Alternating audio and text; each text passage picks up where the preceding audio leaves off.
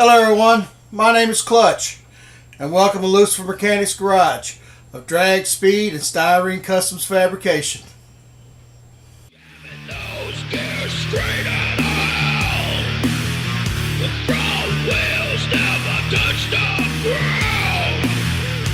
Destroying everything that affects, making me rich for my sins. Welcome to the Lucifer's Mechanics Garage.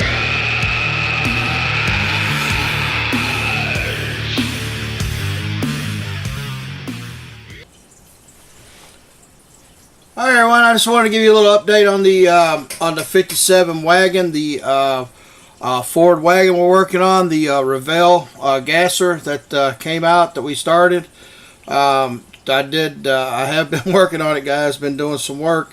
What we've done is I wanted to put I didn't want to run the stock 7-inch slick that they had up underneath it. The reason being is because since we updated the Y block and put a modern style setup on it as far as the tonal ram goes and everything, a fabbed up tonal ram that's going to be making like right around 600 horsepower. I kind of wanted to run like a 13-inch slick on the back, and what we'd wind up doing was we wound up narrowing the chassis, as you can see, and the floor pan. I actually did a video on how I narrowed this and everything, you know, step by step, but I wound up losing some of the footage. I'm going to try to try to collect as much footage as I can and try to, you know, try to put something together for anybody that wants to try to do this. But basically what I did was, since I didn't want to carve up on the body, I wanted to keep the stock appearance of it. I could easily just, you know, cut out the wheel wells and had the tires sticking out and everything, but I didn't want to do that. I wanted to keep it, you know, how it kind of looks, you know, same stance and everything that it looks on the box, on the art. So what I did was I wound up cutting this and narrowing it 1/4 of an inch, and as you can see, I added these 80 by 1/4 inch wide styrene flat stock, and, you know, narrowed this, and then we went in and narrowed the floor pan. As we wound up, you know, cutting the inner wheel wells out and cutting all this right here, cutting this right here out, and moving the wheel wells in. And then basically what I did was just went in there and added a piece of 40 thousandths thick styrene sheet, cut them, you know, and everything, put them in there after I got everything glued in, and then wound up putting a piece of styrene 40 thousandths styrene sheet back here also. Came out pretty nice, pretty neat job we did. It should look pretty nice when we get everything, you know, cleaned up and primed and everything. But I ran into a problem. The problem was when I came up with this, I had everything set right the way I wanted it, okay, to run the 13-inch M&H Racemaster, you know, that I think these come off of Willie's kit or something like that. I wound up buying like 4 or 5 sets off of eBay, and but anyway, when you run this in here like so, I mean, it fits in there nice, you know, where I thought it would be. But the problem I had was when I run when I put everything together though, and stuff, this lip right in here is kind of what throwed me off. As you can see, it sticks in and then cuts in. Now normally, like if you're doing like a Nova, a Chevelle, or something like that, like a Pro Street or something, and you got like a real set of wide 14-inch wide tires on there, usually what they do is they cut and they split these and they widen them out, so that way, you know, the tire will fit closer into the skin of the Nova or whatever body you're doing it to, and so that way there ain't such a big gap in there, you know. But I didn't want to do all that, and so basically how I'm going to do this is instead of going in there and re-snapping this right in here, which I've made it really secure in there, so if I wind up breaking this off, it's going to wind up messing all this up, and I really don't want to do that. I got the frame square, straight, and everything. So basically what I'm going to do is I'm going to go in and I'm going to cut these leaf spring perches off, and we're going to wind up putting a ladder bar system on this with coilovers. Which is going to be pretty easy, because all we're going to have to do is just put the rear drive in there, the axle, the housing, put that in there, and then get it braced up, and then just take all my measurements from there, so that way we get the same ride height and everything, and get that all straightened out. And but we're going to video all that and show you guys in case you want to do it or whatnot. Basically, this car is going to be represented. It's going to be something that you would see run in the Southeast Gassers series, because since I did the fabbed up intake for the Y block, it's going to have a modern style appeal to it. So I thought I would just go Southeast Gasser with it. But anyway, yeah. So that's what we're going to be doing. Like I said, I'm going to be putting together a video on that. So that way you guys, if you want to try to do it or anything, I'm going to be making the ladder bars and so forth, in case you want to try to do something. Also, alright everyone, before we start making the rear ladder bars, we had to go in and make the brackets for the ladder bars to go on the rear end housing. I used 15,000 sheet stock to make these. The measurements on them came out 5/16 by 5/16, and then we went in and made an 1/8 inch, half hole, to fit around the axle housing, and then we kind of cut this back a little bit. This eventually will have an indentation in it, and then you see as we got them laid out, we're going to have 4 holes here. And then there's going to be a hole here and a hole here. These are going to be for the ladder bars. This is the housing we're going to be using. This is the Dana 60 rear end housing from Future Attraction. Pretty nice looking housing. I really like the detail on it.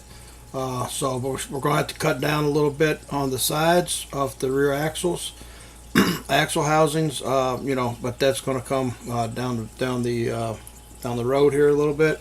What we're going to be using is R&B motion bolts. So we got to drill these out to I think they're 15,000. I'm pretty positive, but let me see here. Let me pull one out.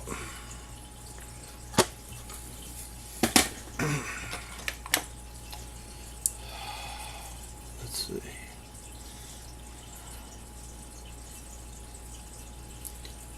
These come out to 18 thousandths, 0.018 thousandths. So we're going to have to drill them out to that. We want to get a nice tight fit so there ain't no play in there. Let's get in here and drill these holes out. And basically what I'm going to do is I'm going to drill one set out, and then I'm going to use it to transfer. Basically that's how I made all of these brackets.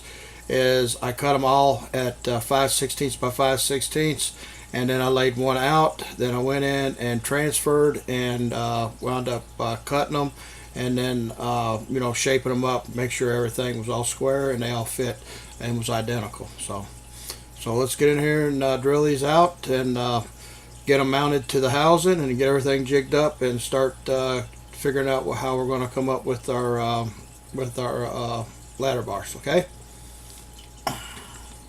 You can see here we finally went in and we drilled our holes on our ladder bar brackets that's going to be coming off of our rear end housing. What I've done is I went in and I've cut a piece of 40 thousandths plastic. We already got one done here just to kind of show you what we did. As you can see, we glued the two brackets. We glued the 40 thousandths in between the two brackets. Okay. Now what that's going to simulate is like when you weld the brackets to the rear end, and then you went in and you just took a couple of pieces of sheet metal and you just welded them to the outside just for extra support. What's good about doing it this way is that you're giving it some kind of foundation instead of sitting there trying to fight two individual pieces to glue it on the rear end. As you can see, that this is how it's going to look when when they're on there. It's going to be, whoops, we got her backwards. As you can see, that's how it's going to look. You got your, you got up front here where the ladder bars are going to go mount, and then you got the 4 holes back here where the bracket is going to be attached that we're going to make for the coilover. So that way you can have 3 different mounting positions if you want it to go lower lower or higher, however you want the rear end to be. Now what I did was I went in there, like I said, I pre-drilled the holes and everything, got them done. And basically what I did is we just took our piece and we took our piece and then we took our liquid glue and we went in and just put a little bit on, and then we came in here like so, and we wound up gluing it in there like that, and then we wound up gluing the other half on, and then we went in and re-drilled the holes that are on the back here, for the shock mounts and everything. So we got that done, and the next step we're going to do is we are going to get in here and get the shocks together. We're going to be using some R&B motion coilover shocks. We're going to assemble them for you guys. Maybe if you guys who want to get a set, you can see how they're assembled. And then we'll just take it from here. First we got to get some measurements to make sure that they are the right height we need. If not, we're going to do some fabricating on them. I've done this a few times. As you'll see that they come in different lengths. They come in 3 different lengths. They come in a short length, then they got different aluminum adapters to make them taller or shorter. But I went in there and just took regular aluminum tubing and modified them to fit a certain height position that we needed. So we're going to get in there and do that, and then we're going to position this and then start measuring up for our get it mounted to the rear end, the rear housing, and then we're going to mount them up and everything to the springs, the lead springs, and then we're going to make our ladder bars. Okay, so just stay tuned for the next step, good people. Okay, we finally went in, got everything straightened out with our brackets. We wound up gluing them on. As you can tell, I got in a fight with my glue bottle. It kind of got clogged on me, and it almost won the fight, but we got her unclogged. But anyway, we went in there, glued our pieces in, got everything straightened out. They're starting to look really nice. Now what we're going to do is we are going to start making some brackets for our coilovers. Now how we're going to do this is we're going to be using some 10,000s aluminum sheet from K&S. You can pick it up at your local hobby store, or at the Hobby Lobby. They usually have abundance of it. I wished I had. I do have some 5,000s, but it's the embossing style, so we can't use that. But the 10,000s will work fine. And I also lucked up too, and where I was a couple years ago, I was putting together a stock car, and it got crushed in a box. So I kind of just wrote it off, and I forgot that I already had a set of the R&B Motion shocks that I put together for it, the rear shocks, as you can see. I'm telling you, if you guys ever get a chance to buy a set of these, I think they're like $14 or something like that for a set, and they come in 3 different lengths. Like I said, I have modified them with aluminum tubing to fit what I needed, because like I said, they come in like, I really don't know the sizes because I ain't got the page up, but they come in, I think that this is the longest size that they make. But these are real nice. They're turned aluminum. They come with the spring. They're really easy to assemble. I was going to assemble a set for you, but there ain't no sense if I already have a set. These, I painted the spring blue which I'd have preferred for it to be black, but since we ain't got a symbol and they're already put together, I'm just going to go ahead and use them. So, but we're going to get in here and make these brackets and lay them out and everything, and you know, get them drilled and bent and shaped up, and we'll move on to the next part. Okay. Oops. All right, as you can see, we got we went in. It took about a couple days to get our brackets done for our shocks. That's going to mount to our rear braces. Our rear brackets that we made for our rear housing, and for the ladder bars. And as you can see, we went in and took some time and cut them out, laid them out, cut them up, and then bent them. They're going to have they're going to fit on the back of the bracket like this, and they come in, they go like that. You kind of can see how they've been bent. Took a little time to get these done and buffed out and everything, but it's going to be well worth the look when we get it done. But now we're going to start on the first. Let me show you the layout of these real quick. Let me get my paper here.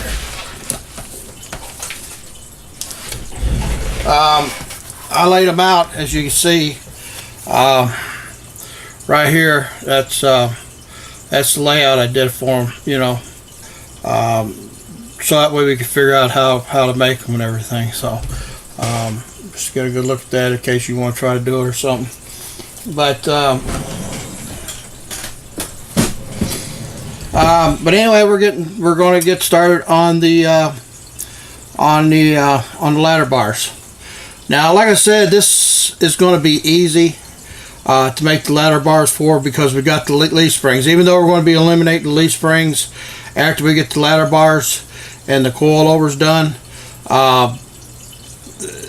usually I would jig this up. I'd set it up on my table I got over here, and set, you know, jig everything up, and then take measurements and all that other stuff. It'd be a little bit more time consuming.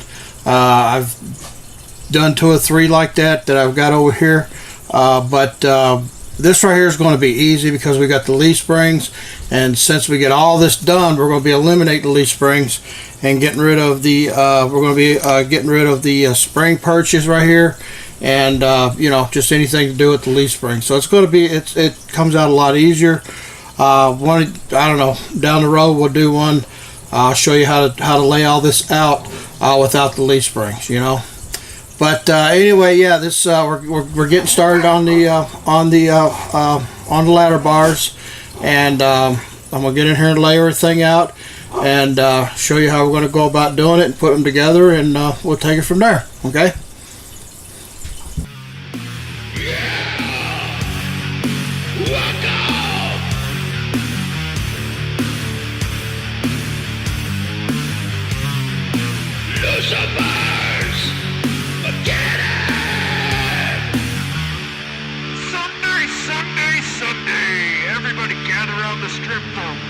Lifetime drag.